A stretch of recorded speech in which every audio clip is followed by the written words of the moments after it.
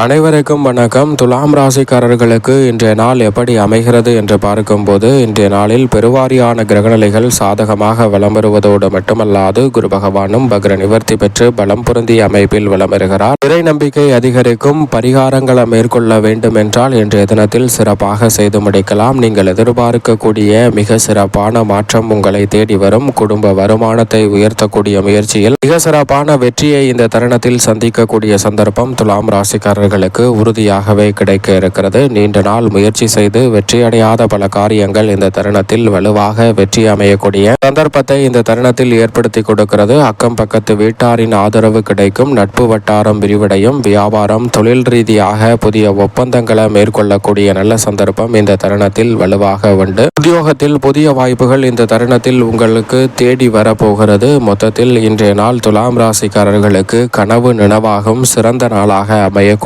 முதன்மையான அற்புதமான சந்தர்ப்பம் இந்த வேளையில் உறுதியாகவே கிடைக்கிறது.